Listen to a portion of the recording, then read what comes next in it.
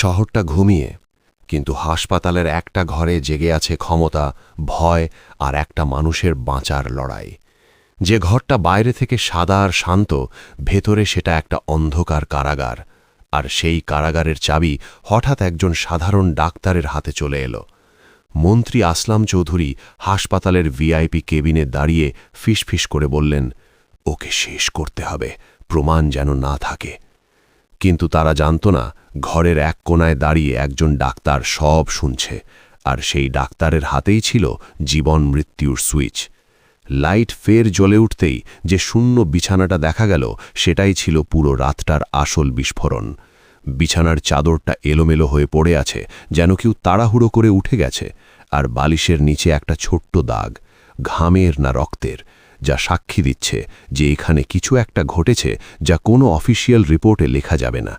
ঘরের দেওয়ালে ছায়া পড়েছে লম্বা লম্বা, যেন কোনো অদৃশ্য হাত এখনও সেখানে দাঁড়িয়ে আছে, অপেক্ষা করছে পরবর্তী চালের। কারণ এই ঘরে এতক্ষণ ধরে সবাই বিশ্বাস করছিল জীবন মৃত্যুর সুইচ তাদের হাতে।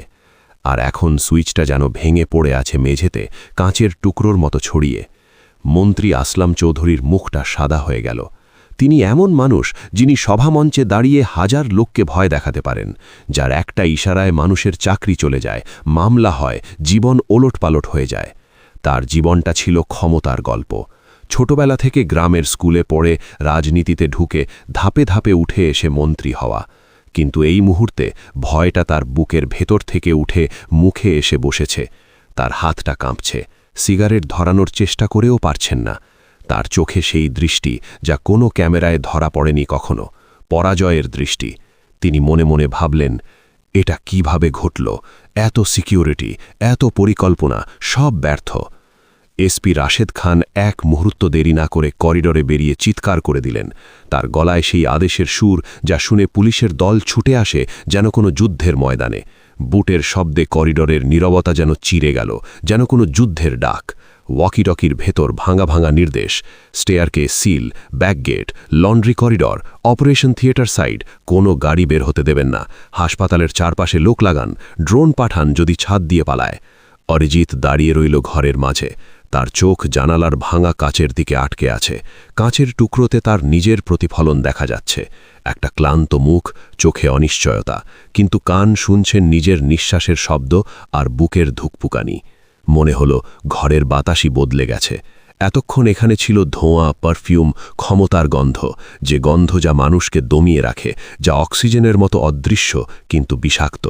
এখন ঢুকছে ভেজা বৃষ্টির গন্ধ, ঠান্ডা, পরিষ্কার, যেন প্রকৃতি নিজে এই ঘরে এসে বলে দিল, এটা তোমাদের খেলা না, এটা মানুষের বাঁচা।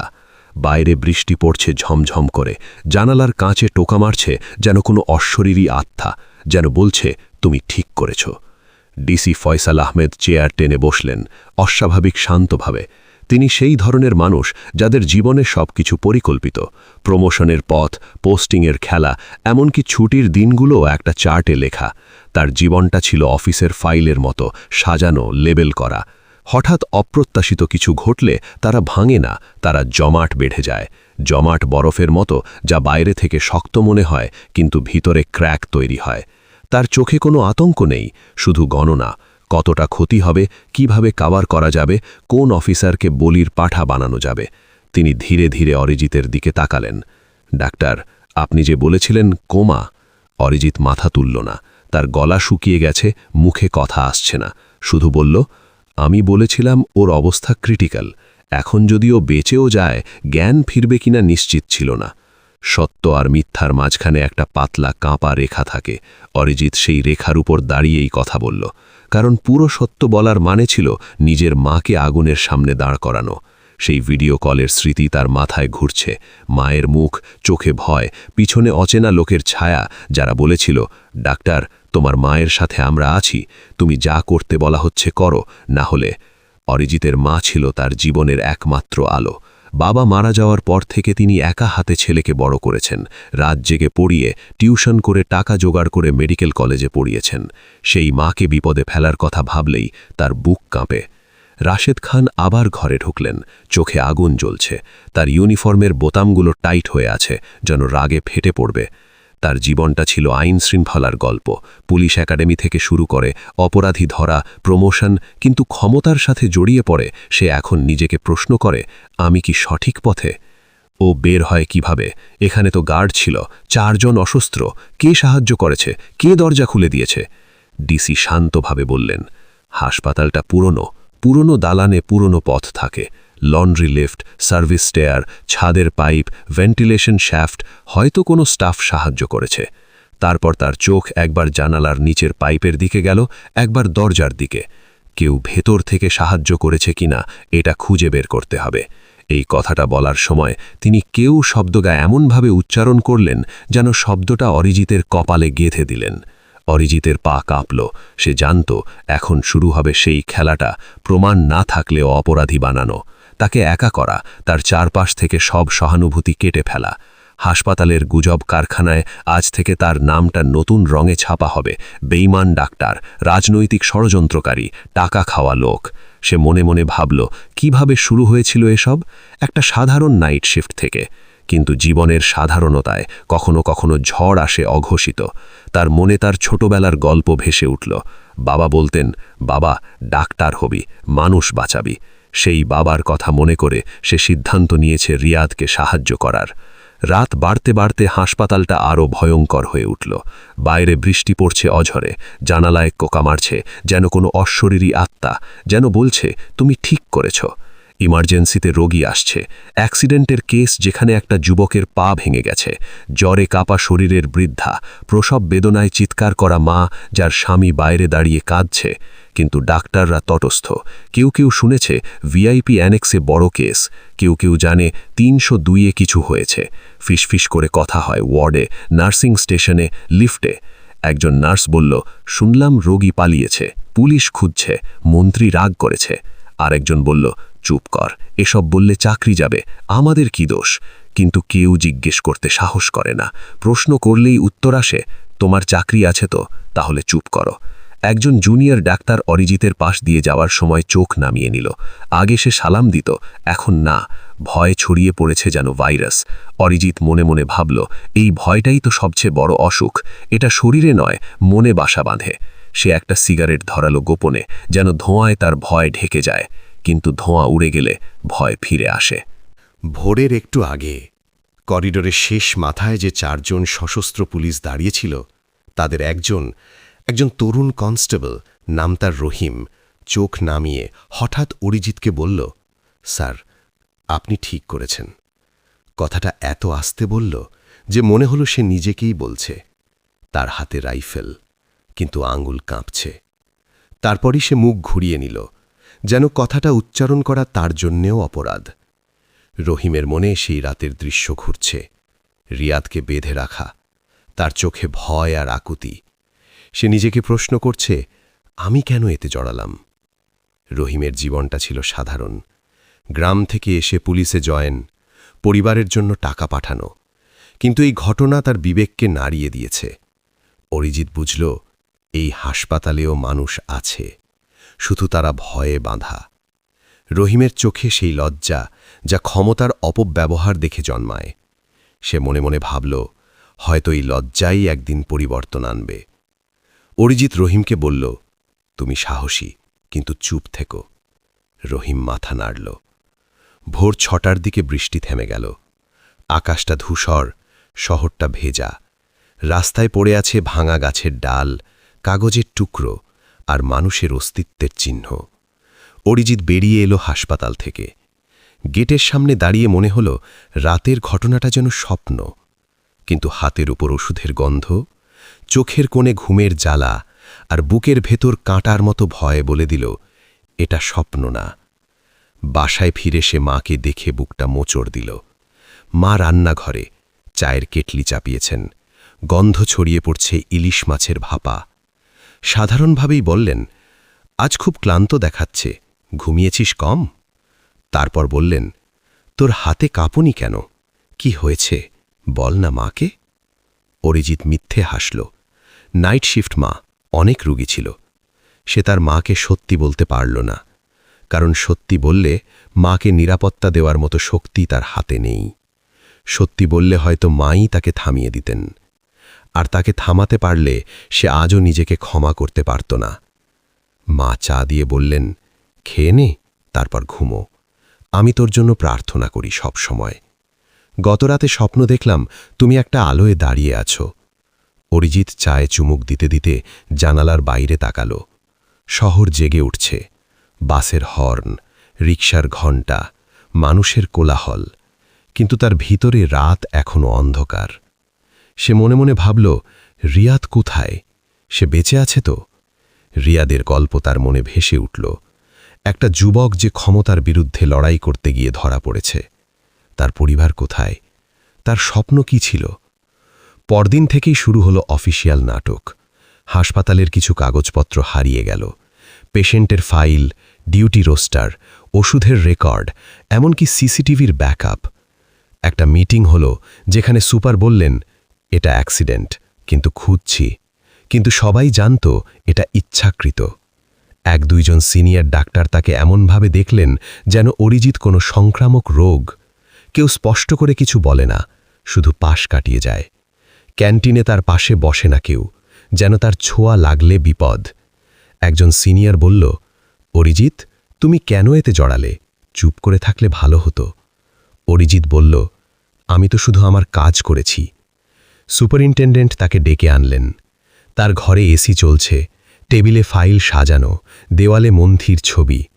গলার সুরে আগের রাতে যে চাপা ভয় ছিল, সেটা আজ বদলে গেছে একটা প্রশাসনিক শীতলতায়। ডাক্তার অরিজিৎ, আপনার বিরুদ্ধে অভিযোগ এসেছে।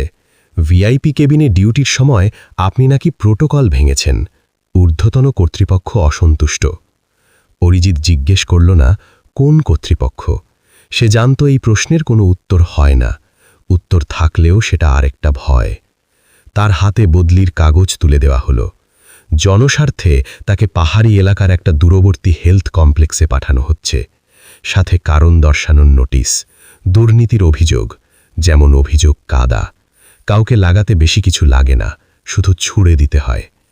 সুপার বললেন, আপনি ভালো ডাক্তার, কিন্তু রাজনীতি এড়িয়ে চলুন, এখানে থেকে গেলে বিপদ। অরিজিৎ চুপ করে রইল। সে জানত এখানে রাজনীতি এড়ানো যায় না, এটা বাতাসে মিশে আছে। শহরের পত্রিকায় ছোট খবর, ডাক্তার অরিজিৎ বোস বদলি, তদন্ত চলছে। যারা তাকে চিনত তারা কেউ ফোন করল না, কেউ সাহস পেল না।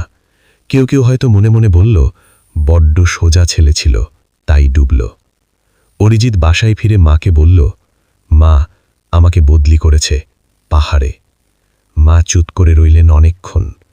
তারপর বললেন, ভালোই হয়েছে, শহরের ধুলো থেকে দূরে থাকবি। কিন্তু কেন? কি করেছিস? বল না মাকে, আমি তোর জন্য ভয় পাই। অরিজিৎ মিথ্যে বলল, রুটিন বদলি মা। কিন্তু মা বুঝে গেছেন।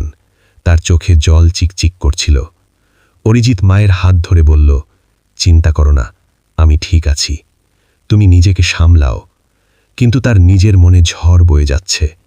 সে পাহাড়ে যাওয়ার প্রস্তুতি নিল, ব্যাগে কাপড়, বই, ওষুধ, কিন্তু মনটা ছিল শহরে। 3 দিন পর যখন সবাই ভাবল ঘটনাটা চাপা পড়ে গেছে, ঠিক তখনই শহরের ভিতরে যেন আগুন ছড়িয়ে পড়ল। সোশ্যাল মিডিয়ায় একটা ভিডিও, রিয়াদ, চেহারা ফ্যাকাশে, হাত ভাঙা, শরীরে আঘাতের চিহ্ন স্পষ্ট। তার চোখে ক্লান্তি কিন্তু দৃঢ়তা।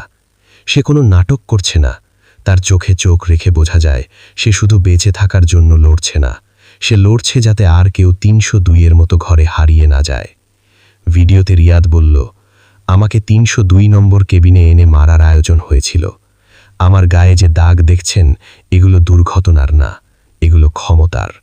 আমার কাছে কিছু তথ্য ছিল, জমির দালালি, টেন্ডারের ঘুষ, মন্ত্রীর নাম জড়িত। তারা চায়নি মানুষ জানুক। ওই রাতে একজন ডাক্তার আমাকে বাঁচতে সাহায্য করেছেন। আমি তার নাম জানি না, কিন্তু আমি জানি মানুষ এখনো আছে। আমার পরিবারকে হুমকি দেওয়া হয়েছে, কিন্তু আমি চুপ করব না। রিয়াদের জীবনটা ছিল লড়াইয়ের। একটা গ্রামের ছেলে শহরে এসে যাত্রাবাদিকতা করা, অন্যায়ের বিরুদ্ধে লেখা।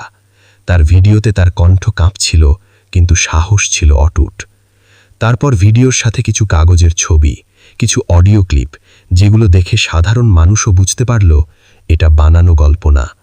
অডিওতে একটা পরিচিত গলা, মন্ত্রীর, ফিসফিস করে বলছে, ওকে শেষ করতে হবে, প্রমাণ মুছে ফেল।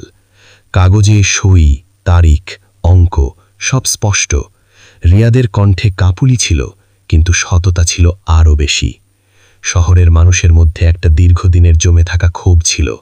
দালাল, ঘুষ, মামলা, গুম, পুলিশের অত্যাচার সব।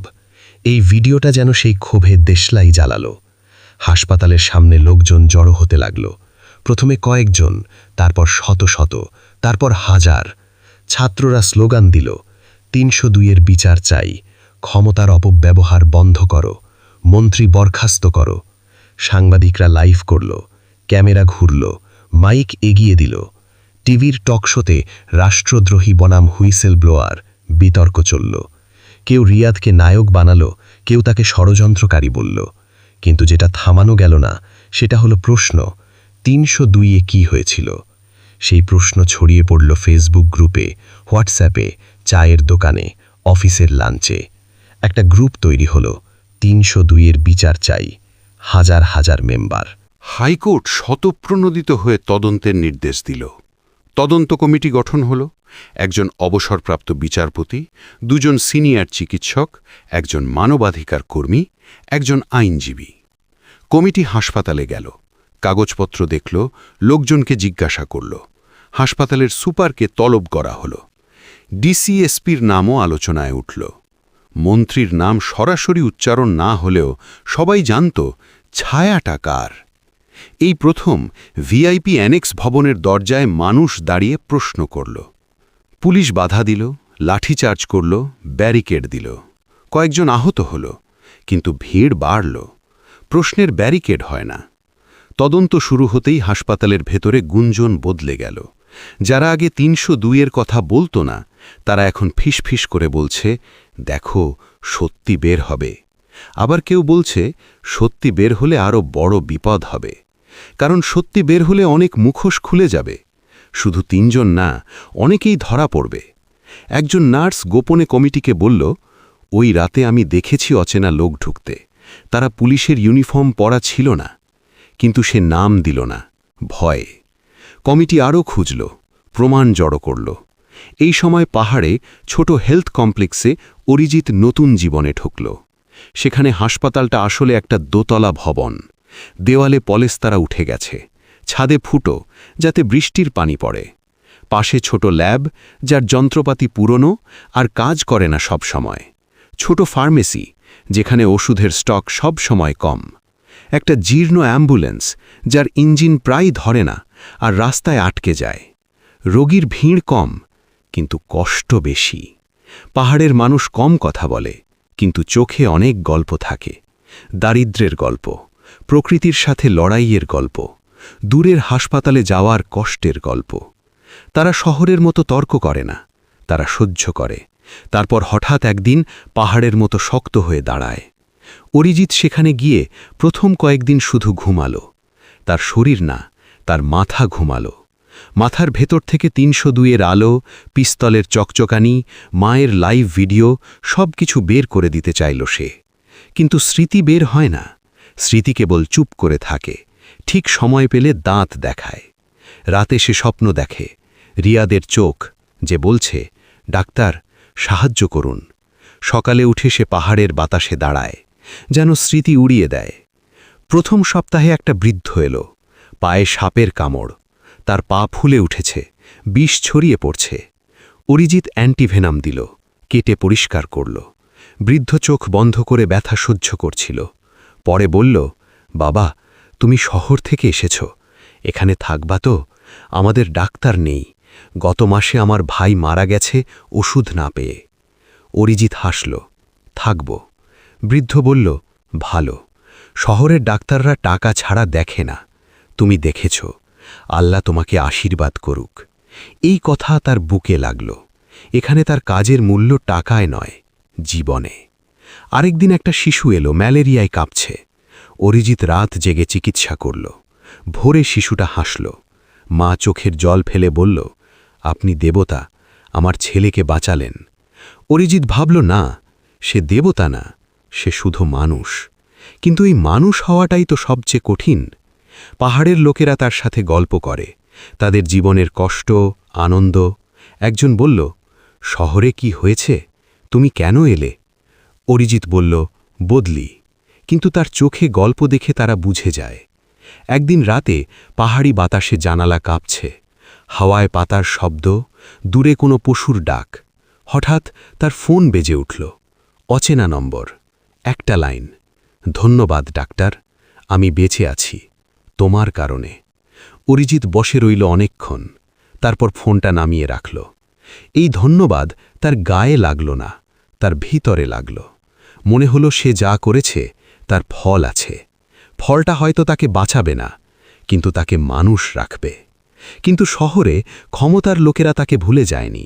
তার বদলির পরও তার মায়ের বাসার আশেপাশে একটা অচেনা লোক ঘোরাফেরা শুরু করল। মা ফোন করে বললেন, আজকে দরজায় একজন এসে জিজ্ঞেস করছিল তুমি কবে আসবে। আমি বললাম জানি না, কিন্তু তার চোখে অদ্ভুত দৃষ্টি ছিল। আমি ভয় পেয়ে গেছি। অরিজিতের বুকটা ধক করে উঠল। সে বুঝল এটা কোনো সাধারণ খোঁজ না, এটা স্মরণ করিয়ে দেওয়া, তুমি দূরে গেলেও আমরা কাছে। সে মাকে বলল, দরজা বন্ধ রাখো মা, কারো সঙ্গে বেশি কথা বলো না, রাতে লাইট জ্বালিয়ে রেখো, পাড়ার লোককে বলো যেন দেখে, আমি শিগগির আসব।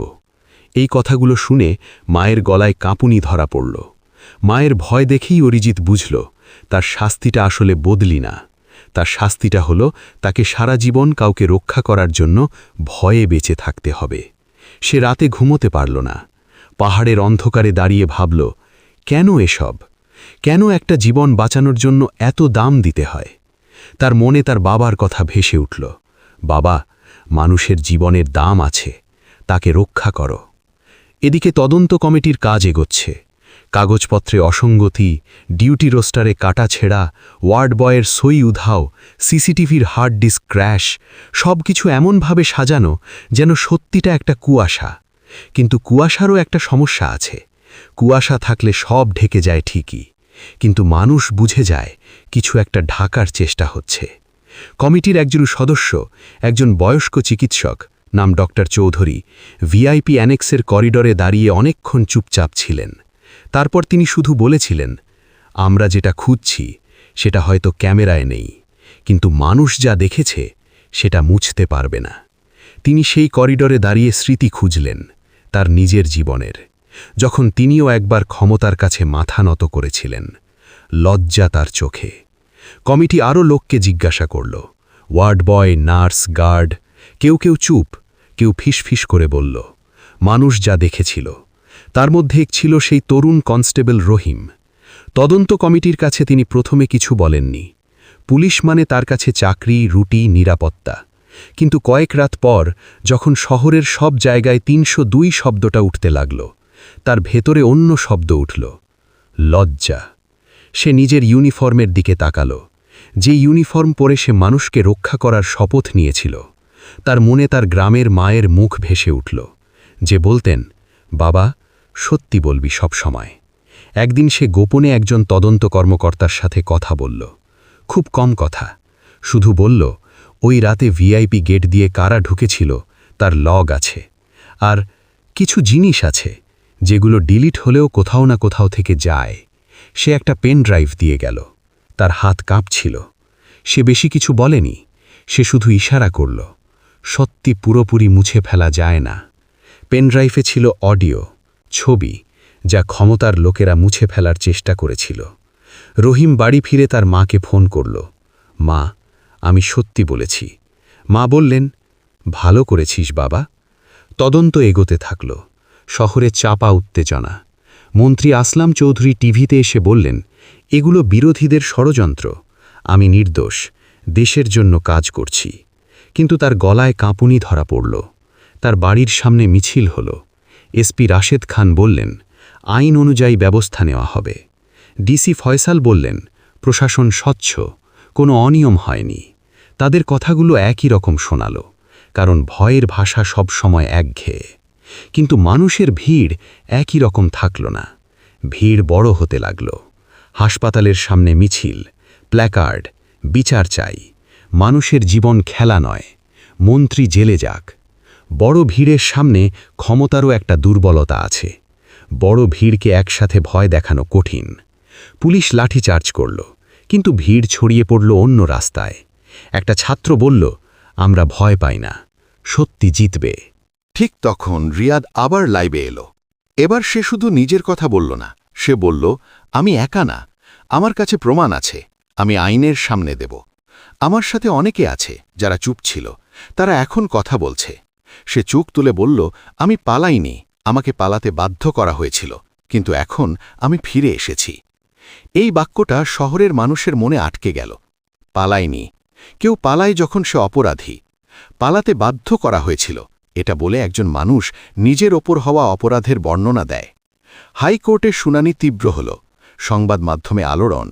বিচারপতি জিজ্ঞেস করলেন, হাসপাতাল কি কারাগার, রোগী কি বন্দী, ক্ষমতা কি আইনের উপর? এই প্রশ্নটা টিভিতে ছড়িয়ে পড়ল। মানুষ বারবার শুনল, বারবার বলল। রিয়াদকে রক্ষা করার জন্য সিকিউরিটি দেওয়া হলো। এই সময় অরিজিৎকে তলব করা হলো, সাক্ষ্য দিতে হবে, পাহাড় থেকে শহরে আসতে হবে। সে ট্রেনে উঠল। জানালার বাইরে পাহাড়ের সবুজ ধীরে ধীরে ফিকে হয়ে শহরের ধুলো কংক্রিট দেখা দিল। তার বুকের ভেতর আবার ৩০২-এর অন্ধকার জমতে লাগল। সে ভাবল, এই শহর তাকে খেয়ে ফেলবে কিনা। সে ভাবল, মায়ের কি হবে। সে ভাবল, আদালতে সত্যি বলতে পারবে তো? সত্যি বললে ওরা কি আবার সেই লাইভ ভিডিও দেখাবে? ট্রেনের কামরায় সে একা বসে রইল। চারপাশের যাত্রীরা ঘুমোচ্ছে, কেউ গান শুনছে, কিন্তু তার মনে শুধু একটা শব্দ, ৩০২। শহরে পৌঁছে সে মায়ের বাসায় গেল। মা দরজা খুলে জড়িয়ে ধরলেন, বাবা, তুমি ঠিক আছো? অরিজিৎ বলল, আছি মা, কিন্তু তুমি? মা বললেন, আমি ঠিক, কিন্তু অচেনা লোক আসে মাঝে মাঝে, ভয় করে, পাড়ার লোক দেখে। অরিজিতের মন ভারী হয়ে গেল। সে মাকে বলল, আমি আছি মা, ভয় পেও না। আদালতের দিন কোর্টরুমে ভিড় ছিল। সাংবাদিকদের ক্যামেরা, আইনজীবীদের কালো কোট, সাধারণ মানুষের উৎসুক চোখ। অরিজিৎ ঢুকতেই কেউ কেউ তাকে চিনে ফেলল, কিন্তু কেউ এগিয়ে এসে হাত ধরল না। শহরের মানুষ নায়ককে দূর থেকে ভালোবাসে, কাছে গেলে ভয় পায়। বিচারক প্রশ্ন করলেন, আপনি ওই রাতে ভিআইপি কেবিনে ছিলেন? অরিজিৎ বলল, জি। আপনি কি রোগীকে বেঁধে রাখার দৃশ্য দেখেছেন? অরিজিতের গলা শুকিয়ে গেল। সে এক মুহূর্ত চোখ বন্ধ করল, তারপর বলল, জি। আপনি কি চাপের মুখে ছিলেন? এই প্রশ্নটা শুনে তার মাথায় মায়ের মুখটা ভেসে উঠল। সে এক মুহূর্ত থেমে গেল। আদালতের নীরবতায় তখন শুধু তার শ্বাসের শব্দ। তারপর সে বলল, জি, চাপ ছিল, আমার মাকে হুমকি দেওয়া হয়েছিল, ভিডিও কল করে দেখানো হয়েছে। কথাটা বলার পর কোর্টরুমে একটা গুঞ্জন উঠল, কারণ চাপ শব্দটা একটা দরজা খুলে দেয়। চাপ মানে হুমকি, চাপ মানে জবরদস্তি, চাপ মানে ক্ষমতার অপব্যবহার। বিচারক শান্তভাবে বললেন, চাপ কারা দিয়েছিল? অরিজিৎ বুঝল, এই প্রশ্নের উত্তর দিলে সে আর আগের জীবনে ফিরতে পারবে না, কিন্তু এই প্রশ্নের উত্তর না দিলে সে সারা জীবন নিজের চোখের দিকে তাকাতে পারবে না। সে নাম বলল না প্রথমে, সে বলল, সেখানে প্রশাসন ও আইন শৃঙ্খলা বাহিনীর উচ্চপদস্থ ব্যক্তিরা ছিলেন। তারপর থামল, এরপর ধীরে ধীরে যোগ করল, এবং একজন রাজনৈতিক ব্যক্তি, মন্ত্রী আসলাম চৌধুরী। তারা রিয়াদকে মারার পরিকল্পনা করছিলেন। কোর্টরুমে শ্বাস আটকে গেল। সাংবাদিকরা কলম চালাতে চালাতে মাথা তুলল। আইনজীবীরা একে অপরের দিকে তাকাল, কারণ নাম বলে ফেলা মানে যুদ্ধ ঘোষণা। ক্ষমতার পক্ষের আইনজীবী উঠে দাঁড়িয়ে আক্রমণ করল, আপনি প্রমাণ দিতে পারবেন? আপনার কাছে কি কোনো ডকুমেন্ট আছে, কোনো ভিডিও, কোনো সিসিটিভি? অরিজিৎ চুপ করে রইল, তারপর বলল, ওই ঘরে প্রমাণ রাখার জন্য মানুষ আনা হয়নি। ওই ঘরে মানুষ আনা হয়েছিল প্রমাণ মুছে ফেলার জন্য। কিন্তু স্মৃতি মুছে যায় না, আর অন্যরা যা দেখেছে তারা বলবে। এই কথাটা কোর্টরুমে একটা ভারী ছায়া ফেলল। বিচারক অনেকক্ষণ চুপ ছিলেন, তারপর বললেন, তদন্ত আরও গভীর করতে হবে, আরও সাক্ষী তলব করা হবে। সেদিন রাতে যখন অরিজিৎ কোর্ট থেকে বের হল, সে দেখল বাইরে কিছু মানুষ দাঁড়িয়ে আছে, কয়েকজন যুবক, কয়েকজন বৃদ্ধ, কয়েকজন মহিলা। তারা কাছে এসে শুধু বলল, ডাক্তার সাহেব, ভয় পাবেন না, আমরা আপনার সাথে আছি। কেউ ফুল দিল না, কেউ সেলফি তুলল না, শুধু বলল, ভয় পাবেন না।